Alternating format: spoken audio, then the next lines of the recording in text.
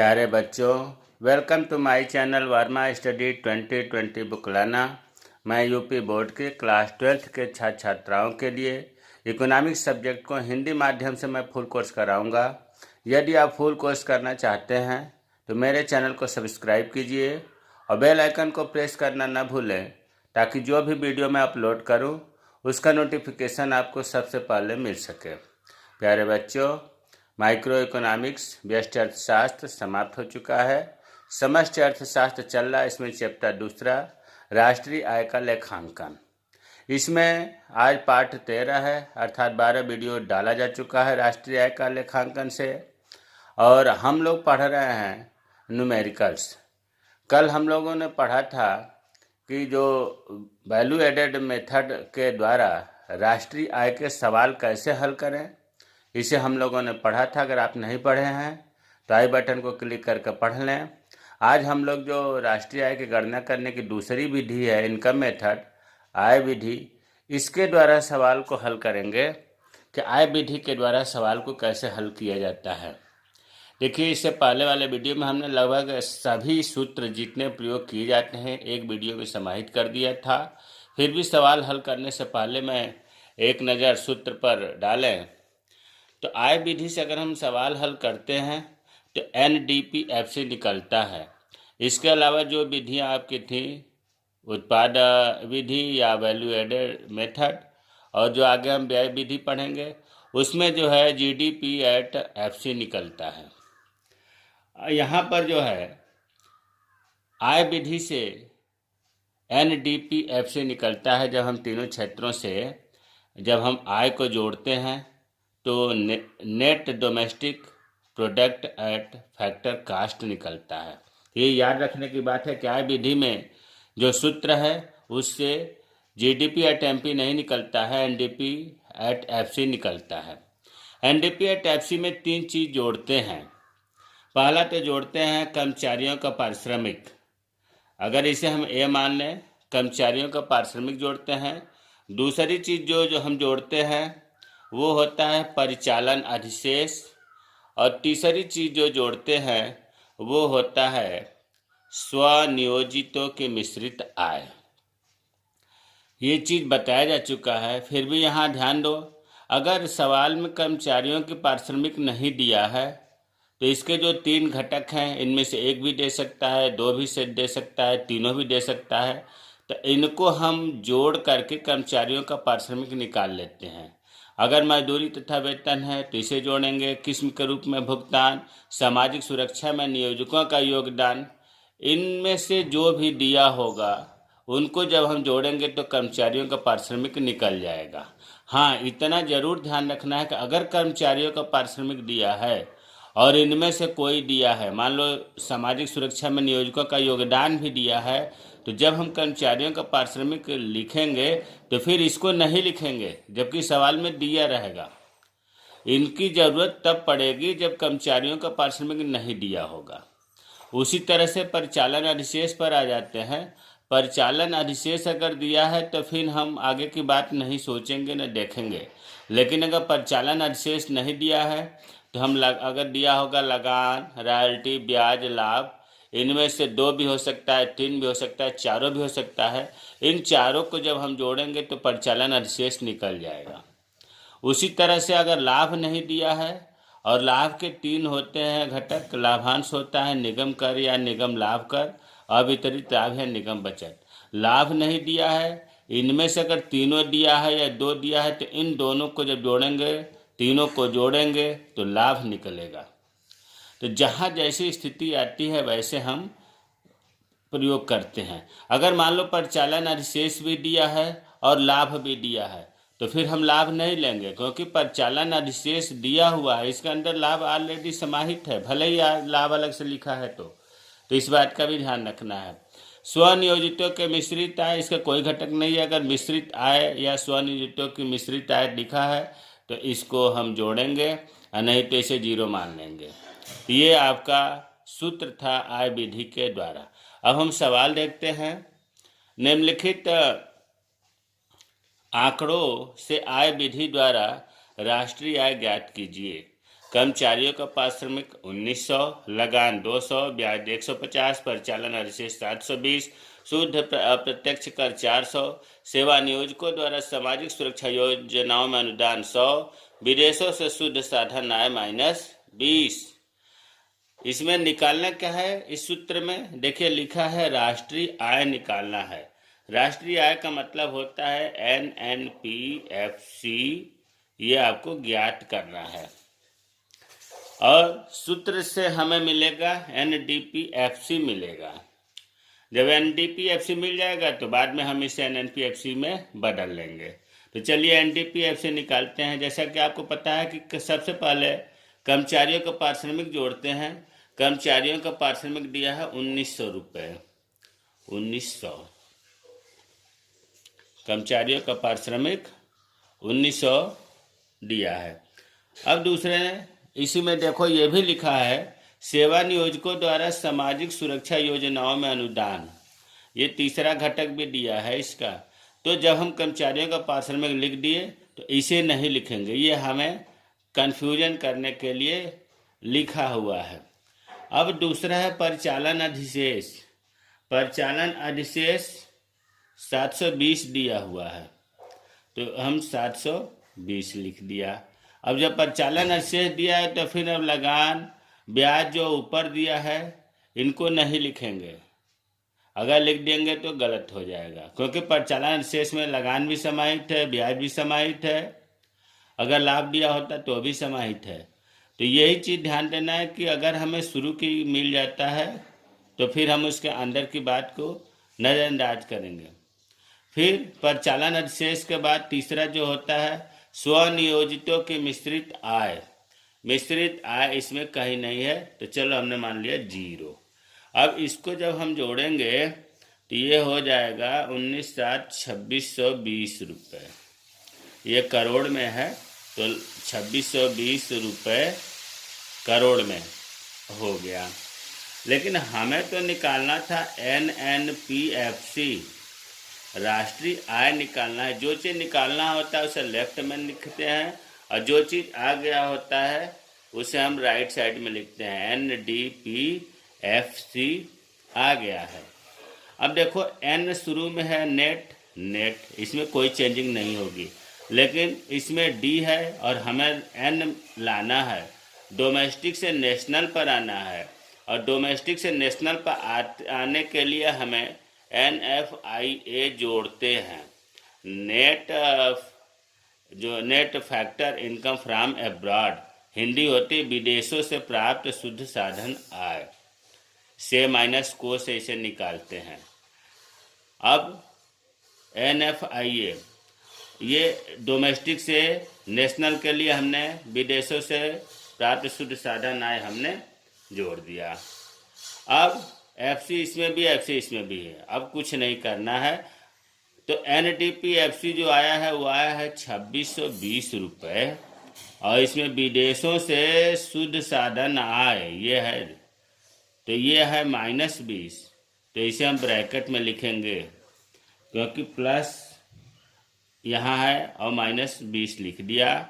अब हुआ इसको हल कर देंगे तो 2620 और प्लस माइनस मिलकर के माइनस होता है 20 हो गया, बराबर 2600 करोड़ रुपए। ये क्या आ गया आपका? राष्ट्रीय आय आ गया, NNPFC आंसर आ गया। तो सवाल भले ही भारी भरकम दिख रहा हो, अगर सूत्र याद है तो बहुत आसान है। दूसरा सवाल देखते हैं। निम्नलिखित आंकड़ों से आय विधि द्वारा राष्ट्रीय आय ज्ञात कीजिए। इसमें भी क्या हमें निकालना है? राष्ट्रीय आय NNPFC। राष्ट्रीय आय को NNPFC भी कहते हैं, net national product at factor cost. ये हमें निकालना है। और यह भी आपको पता है कि आय विधि का जो हम सूत्र प्रयोग करते हैं उससे निकलता है NDPFC, net domestic product at factor cost निकलता है। सूत्र उसमें भी बताए थे, सूत्र वही है कि कर्मचारियों का पारिश्रमिक प्लस परिचालन अधिशेष प्लस स्वनियोजित की मिश्रित आय। अगर कर्मचारियों को पारिश्रमिक नहीं दिया है तो इसके जो 3 घटक हैं, मजदूरी तथा वेतन किस्म के रूप में भुगतान, सामाजिक सुरक्षा में नियोजकों का योगदान जोड़ लेंगे तो कर्मचारियों को पारिश्रमिक निकल जाएगा। परिचालन अधिशेष अगर नहीं दिया है तो लगान, रॉयल्टी, ब्याज, लाभ में जो दिया होगा उसे जोड़ लेंगे तो परिचालन अधिशेष निकल जाएगा। और अगर परिचालन अधिशेष दिया है तो फिर इनको जोड़ने की जरूरत नहीं है। तो देखिए, सबसे पहले कर्मचारियों का पारिश्रमिक कितना है, 500। अब कर्मचारियों का जब पारिश्रमिक हमने लिख दिया तो अगला स्टेप आता है परिचालन अधिशेष। परिचालन अधिशेष इस सवाल में आप देख रहे हैं नहीं दिया है, तो परिचालन अधिशेष नहीं दिया है तो फिर अब इसके घटकों को खोजेंगे। लगान, किराया को ही लगान कहते हैं, तो इसे हम ब्रैकेट में कर देते हैं ताकि आपको क्लियर हो जाए कि परिचालन अधिशेष है। तो इसमें हो गया 90। कर्मचारियों का पारिश्रमिक हमने लिख दिया 500 क्योंकि इसमें लिखा है। इसके बाद लगान आ गया 90। अब इसके बाद रॉयल्टी नहीं दिया है, ब्याज है 100 और लाभ है 220। ठीक है। और इसके बाद तीसरा जो हम जोड़ते हैं स्वनियोजितों की मिश्रित आय। स्वनियोजितों की मिश्रित आय इसमें दिया हुआ है 400 रुपये।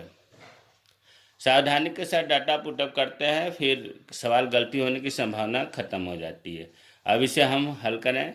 500 प्लस 100, 90, 190 और प्लस 220 तो प्लस 400, तो इसको इतना जोड़ देते हैं तो 190 हो गया। 190 और इसमें 220 जोड़ दिया तो 0, 9, 2, 11 के एक हासिल देखते हैं 410 प्लस 400। अब इसको सब जोड़ देंगे तो ये हो जाएगा 5, 4, 9, 4, 1310 रुपये। 1310 ये करोड़ में है तो लास्ट में करोड़ लिख देंगे। अब हमारा निकल गया, क्या निकल गया, NDPFC। लेकिन हमें निकालना है NNPFC निकालना है, राष्ट्रीय आय निकालना है, तो लेफ्ट में लिखेंगे और NDPFC दाहिने लिखेंगे। जो ज्ञात हो जाता है उसे दाहिने लिखते हैं। अब देखो नेट इसमें कोई चेंजिंग नहीं। ये बीच में डोमेस्टिक और ये नेशनल, तो डोमेस्टिक से नेशनल प्राप्त करने के लिए विदेशों से प्राप्त शुद्ध साधन आय जोड़ते हैं NFIA। और FC इसमें अब कुछ नहीं करना है। NDPFC कितना आया, 1310 और विदेशों से प्राप्त शुद्ध साधन आय कितना आया है, सवाल में दिया है विदेशों से निवल साधन आय -10, तो -10। अब इसको हल करेंगे। 1310 प्लस माइनस मिलकर माइनस होता है 10 बराबर 1300 रुपये करोड़। हमारा आंसर आ गया। ये क्या है, NNPFC है, राष्ट्रीय आय है। तो हमें उम्मीद है कि इन 2 सवालों से आपको ज़्यादा क्लियर हो गया होगा। अब कुछ अलग ढंग के सवाल देखते हैं। तीसरा, निम्नलिखित आंकड़ों से आय विधि द्वारा बाजार मूल्य पर सकल राष्ट्रीय उत्पाद ज्ञात कीजिए। देखिए, इसमें राष्ट्रीय आय नहीं है, बाजार मूल्य पर सकल राष्ट्रीय आय। सकल का मतलब G gross national product, GNP at MP बाजार मूल्य। तो क्या हमें ज्ञात करना है, GNP एट MP ज्ञात करना है, GNP एट MP। अच्छा, कभी कभी ऐसा भी होता है, जैसे मान लो इस सवाल में लिखा है विधि द्वारा बाजार मूल्य पर सकल, बाजार मूल्य न दिया हो, केवल ये दिया हो कि सकल राष्ट्रीय उत्पाद ज्ञात कीजिए। प्यारे बच्चों, मैंने शुरू में बताया था कि अगर फैक्टर कास्ट या मार्केट प्राइस नहीं दिया है तो आप उसे मार्केट प्राइस मानेंगे। अगर केवल GNP ज्ञात कीजिए दिया है, बाजार मूल्य नहीं दिया है, तो आप ये मानकर चलें कि हमें बाजार मूल्य निकालना है। तो कुल मिलाकर हम ये कहना चाह रहे हैं कि अगर जीएनपी एट एमपी है निकालना, अगर केवल जीएनपी होता तब भी हम जीएनपी एट एमपी ही निकालते। अब इसके सूत्र तो याद हो गया होगा, फिर भी देखो, आय विधि से जो हम निकालते हैं एनडीपी एट एफसी निकलता है। इसमें हम कर्मचारियों का पारिश्रमिक जोड़ते हैं, दूसरा परिचालन अधिशेष जोड़ते हैं और तीसरा स्वनियोजितों की मिश्रित आय जोड़ते हैं। कर्मचारियों के पारिश्रमिक में बता दिया गया है कि मजदूरी वेतन जोड़ते हैं, स्वनियोजित की अंशदान सामाजिक सुरक्षा के लिए जो योगदान है उसे जोड़ते हैं, किस्म का भुगतान जोड़ते हैं, परिचालन अधिशेष में लगान रॉयल्टी ब्याज लाभ जोड़ते हैं और लाभ नहीं दिया तो लाभांश निगम कर अवितरित लाभ जोड़ते हैं। ये चीज़ तो याद करना पड़ेगा, अब इसका कोई इलाज नहीं है। अब देखिए, सबसे पहले हम एनडीपीएफसी निकालते हैं। एनडीपीएफसी कर्मचारियों का पारिश्रमिक सवाल में कितना दिया है? 800। परिचालन अधिशेष नहीं दिया है। अब परिचालन अधिशेष नहीं दिया है तो इनके घटक को देखेंगे। लगान कितना है? 40। रॉयल्टी नहीं है तो इसे छोड़ देंगे। ब्याज है 60 और लाभ है 120। स्वनियोजित के मिश्रित आय इसमें नहीं दिया है, स्वनियोजित की मिश्रित आय नहीं दिया है, मान लिया हमने 0। अब इसे हल करेंगे तो 800 प्लस 60 40 100 और प्लस 120 220, 0 जोड़ने से उतना ही होगा। तो ये हो गया 800 200 1020। अब हमें निकालना है जीएनपी एट एमपी और जो ज्ञात होता है उसे राइट साइड लिखते हैं एनडीपी एट एफसी। अब एक एक चीज देखेंगे, हमारे पास एन निकला है और एन का मतलब नेट निकला है और ग्रास में बदलना है। नेट से ग्रास पर जब जाते हैं तो प्लस मूल्य ह्रास जोड़ते हैं।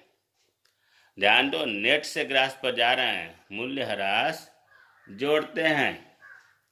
इसी को डिप्रिसिएशन, घिसावट, प्रतिस्थापन व्यय, स्थिर पूंजी का उपभोग, देखो इसमें ह्रास जो है मूल्य ह्रास यहाँ लिखा है, स्थिर पूंजी का उपभोग, यही है डिप्रिसिएशन। तो मूल्य ह्रास जोड़ेंगे तो नेट से हम ग्रास पर पहुंच जाएंगे। अब देखो दूसरा इसमें डी से एन पर पहुंचना है, डोमेस्टिक से नेशनल पर पहुंचना है।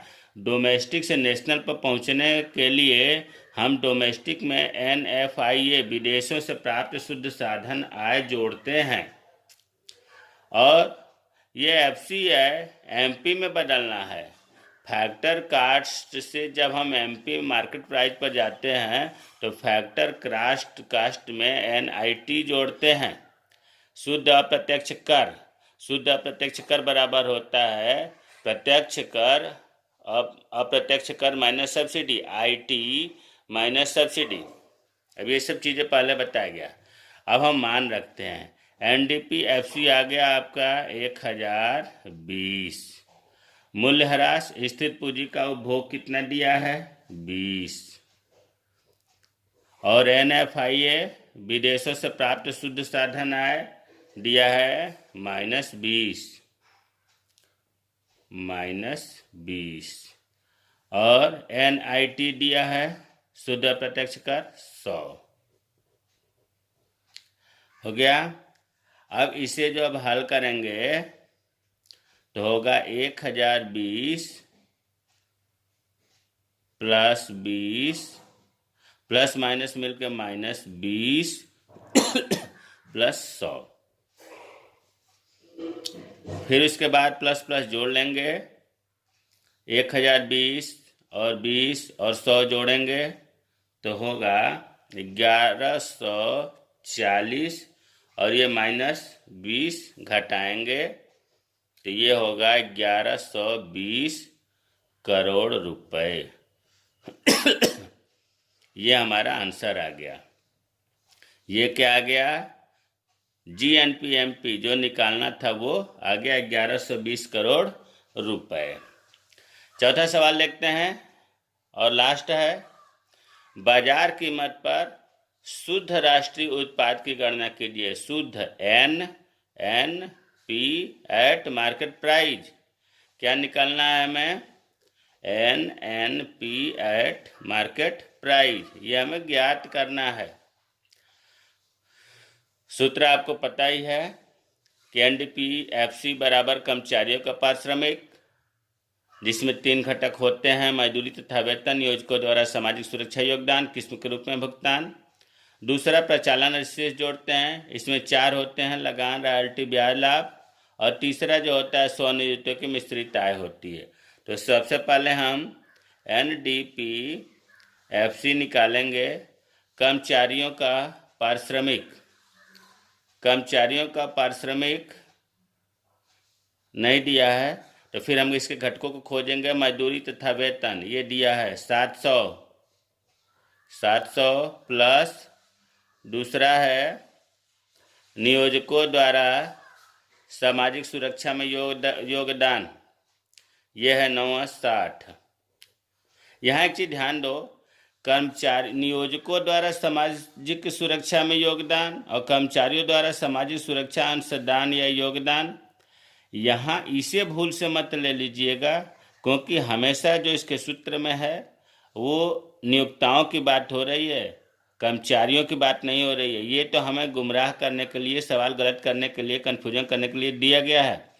हमेशा नियोजकों का मतलब होता है नियोक्ताओं के द्वारा जो नौकरी दिया है उसके द्वारा जो कटौती होती है उसे कहते हैं सामाजिक सुरक्षा योगदान। अगर कर्मचारी अपने स्तर से कोई कटौती करता है या करवाता है उसे नहीं मान्य होगा, तो नियोजकों वाला ही इसमें जोड़ा जाता है और ये इस किस्म के रूप में भुगतान नहीं है। तो ये आपका हो गया। इसको जब हम जोड़ेंगे तो आ जाएगा कर्मचारियों का पारिश्रमिक। कर्मचारियों का पारिश्रमिक नहीं दिया था, इसके 2 घटक दिए गए हैं, मजदूरी तथा वेतन और ये नियोजकों द्वारा सामाजिक सुरक्षा योगदान, हम दोनों को जोड़ेंगे। अब इसके बाद प्रचालन अधिशेष नहीं दिया है। अब लगान दिया है। दूसरा किराया जिसको हम कहते हैं 100 है, रॉयल्टी भी दिया है 50, ब्याज भी दिया है 400 और लाभ भी दिया है 300। इतना जब हम चारों को जोड़ेंगे तो प्रचालन अधिशेष निकल जाएगा, प्लस स्वनियोजितों की मिश्रित आय नहीं दिया है तो इसे हमने 0 मान लिया। अब इसे जोड़ते हैं 760 प्लस ये हो गया 4 3 7 1 850 और इन दोनों को जोड़ेंगे तो हो गया 0 6 5 11 के 1 हासिल 7 8 15 1610 रुपये। ये हमारा आ गया NDP/FC। लेकिन हमें निकालना है NNNP/MP, इसलिए हमने लेफ्ट में लिखा और ये NDP/FC आ गया, ज्ञात हो गया, तो NDP/FC ज्ञात हो गया तो हमने दाहिने लिखा। अब हम देखेंगे कि क्या हमें चेंजिंग करनी पड़ेगी। देखो इसमें नेट है, इसमें भी नेट है, सही है। अब ये डोमेस्टिक है, ये नेशनल है, तो डोमेस्टिक से नेशनल पर जाने के लिए क्या करते हैं, डोमेस्टिक में NFI विदेशों से प्राप्त शुद्ध साधन आय जोड़ते हैं। फिर PP/FC है, ये FC है और ये MP है। FC से MP पर जाने के लिए NIT जोड़ते हैं, शुद्ध अप्रत्यक्ष कर। अब मान रखते हैं NDP/FC कितना आया, 1610 रुपये। और विदेशों से प्राप्त शुद्ध साधन आय कितना है, विदेशों से प्राप्त शुद्ध साधन आय, ध्यान दो विदेशों से नहीं, विदेशों को है। यहाँ हम बता दे रहे हैं NFIA बराबर हमने बताया था से माइनस को, तो ये चीज़ नहीं दिया है, ये दिया है, ये भी नहीं दिया है।